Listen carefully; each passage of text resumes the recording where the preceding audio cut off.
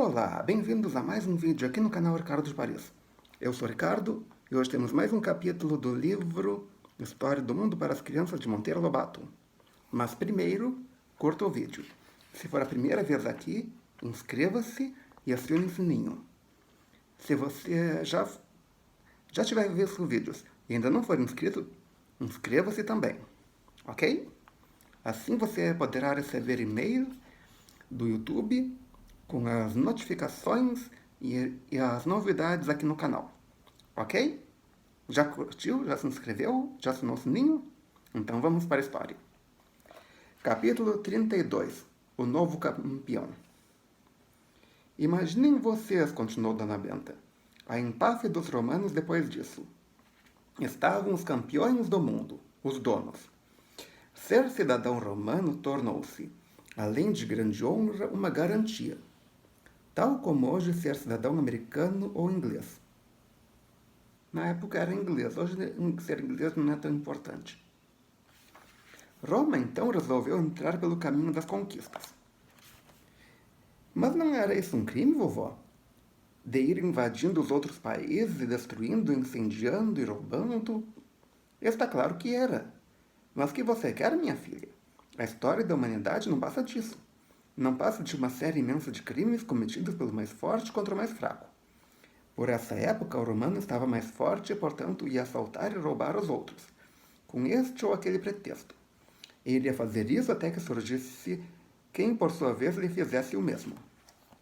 Roma já estava senhora da Espanha e do norte da África, com exceção do Egito. Gostou. Achou excelente negócio saquear as riquezas acumuladas pelos outros povos. E não parou mais. Por muitos séculos, a sua grande indústria iria ser a pilhagem dos mais fracos. Os romanos tinham um espírito de organização. Eram diferentes dos gregos, que só pensavam em belas artes, escultura, pintura, arquitetura, poemas. Os romanos preferiam dedicar-se a coisas fúteis, aos seus planos de tomar conta do mundo. Como se para isso fosse necessário um serviço rápido de comunicações, trataram de abrir estradas em todos os rumos, de modo que seus exércitos pudessem alcançar com rapidez qualquer ponto que conviesse. As estradas dos romanos não eram simples estradas de terra, das que ficam intransitáveis durante as chuvas. Eram estradas de pedra muito bem construídas, tão boas que muitas ainda existem, apesar de feitas há 2000 anos. E tantas léguas de estradas construíram que até hoje está em uso uma expressão muito comum. Todos os caminhos vão dar em Roma. Dizemos assim porque naquele tempo todas as estradas iam realmente dar em Roma. Todas as estradas que os romanos fizeram partiam de Roma. Todas as estradas foram construídas pelos romanos. Então, qualquer estrada que você pegasse, ela ia para Roma. E não demonstraram um espírito prático somente nisso, mas em 1000 coisas. Nas águas, por exemplo, o uso em toda parte era o mesmo: carregar para as águas água do rio ou da fonte. Os romanos foram os primeiros na Europa que fizeram vir água para as cidades por meio de canalizações. O sistema de usar a água do rio mais próximo era mau, porque o povo se via forçado a beber águas duvidosas, impuras, contaminadas de germes. Mesmo que na época não soubessem da existência de germes. Mas vamos continuar. Aqui é a ilustração de hoje.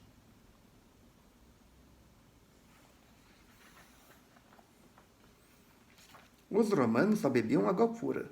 Para tê-la, construíram canalizações de pedra que iam apanhar água, às vezes muito longe da cidade, a léguas de distância.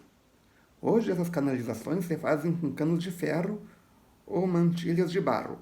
Os romanos as faziam de pedra e cimento com o nome de aquedutos, ou condutores de água. Quando o aqueduto tinha de atravessar um vale ou um rio, construía-se uma ponte com arcos de pedra para o sustentar. No Rio de Janeiro temos um exemplo desse tipo de construção. Quer dizer que os romanos já estiveram no Rio de Janeiro? Observou Emília lá do seu canto. Todos riram-se. Não, disse Dona Benta. Para construir um aqueduto não é obrigatório que o construtor seja romano. Quem fez o aqueduto do Rio de Janeiro foi o Conde dos Arcos. que era português. Hoje está abandonado, porque a cidade cresceu muito e as canalizações usadas são as de ferro. Não sei como é que está atualmente, mas o que eu ouvi falar é que é uma atração do Rio de Janeiro. O que para que serve atualmente eu não sei. Se você sabe alguma coisa sobre esse arco, esse aqueduto, coloque nos comentários aqui embaixo. Outra novidade dos romanos foi a construção de esgotos. Antes deles, nenhuma possuía uma canalização especial para isso. Lixo e água suja eram lançados na rua, na porta do vizinho.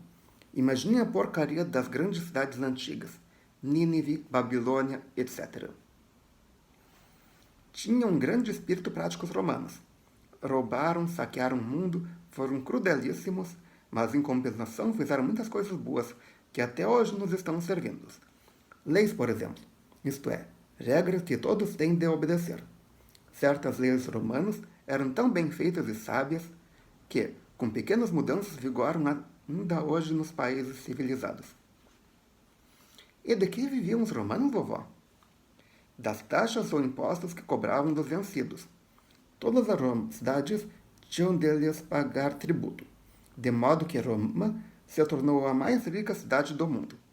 Esse dinheiro era gasto na construção de monumentos, templos, banhos públicos, anfiteatros, festas e no sustento do povo. Como eram os anfiteatros? Como os estádios de hoje, os campos de futebol com arquibancadas.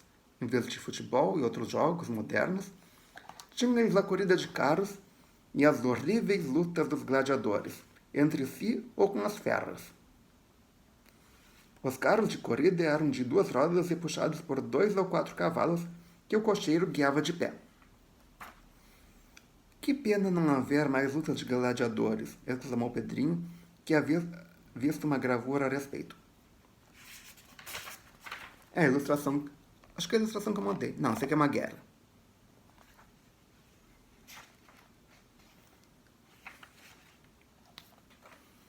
Não diga isso, meu filho. Seria horroroso para a nossa sensibilidade de hoje. Os gladiadores não passavam de pobres escravos, homens fortes escolhidos entre os prisioneiros de guerra, que os romanos faziam lutar entre si ou com as feras para regalo do povo. Ah, meus filhos, a crueldade dos romanos, como aliás a de quase todos os povos antigos, arrepia a gente. Gostavam de ver expirar sangue, de ouvir gemidos de dor. Os pobres gladiadores, em regra, lutavam na arena até a morte. Em regra? Quer dizer que às vezes escapavam? Sim, às vezes escapavam.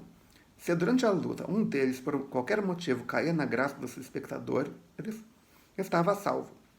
O assistente se erguia a mão com o polegar voltado para cima. Ou seja, assim. Isso quer dizer que o povo romano lhe concedia a vida, de modo que, quando a luta chegava ao fim, o vencedor mantinha o vencido aos seus pés, à espera de que o povo decidisse se devia matá-lo ou não. Se milhares de braços espichavam com os polegares erguidos, era sinal ou ordem para não matar. Se os polegares se voltassem para baixo, era a morte. Os romanos sempre se mostraram muito duros para com os povos vencidos.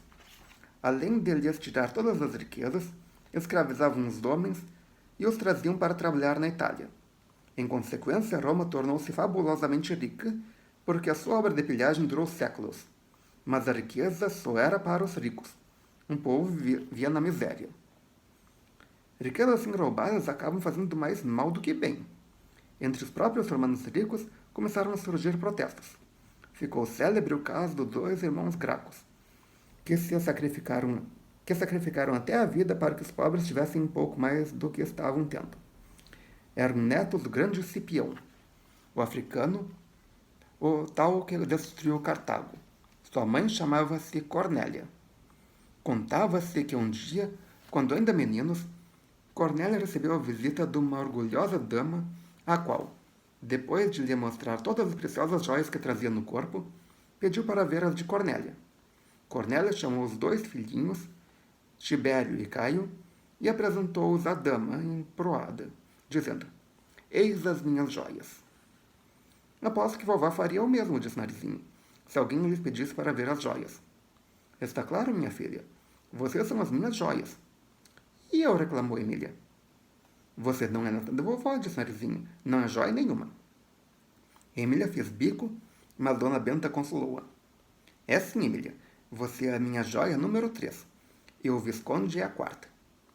Emília botou a língua para Narizinho. Dona Benta continuou. Os 2 gracos foram as joias de sua mãe, Cornélia, e depois de crescidos se tornaram as joias do povo romano. Ambos lutaram sem descanso para mudar a horrível situação da plebe. Queriam melhorar a sorte das classes pobres, cuja miséria chegara ao extremo numa cidade onde a riqueza não tinha limites. Os mais que conseguiram foi acabarem assassinados pelos poderosos ricos. Que coisa esquisita, vovó, observou Pedrinho. Sempre que um homem quer fazer bem à humanidade, os poderosos dão cabo nele. Bom, às vezes acontece. Mas será que é sempre? Fica a pergunta. E assim termina mais um capítulo. Se você gostou, clique em curtir. Adicione esse vídeo aos seus favoritos, compartilhe com seus amigos e traga um novo inscrito para o canal. Ok? Obrigado pela presença, obrigado pela audiência, até amanhã com mais um vídeo e melhor possível.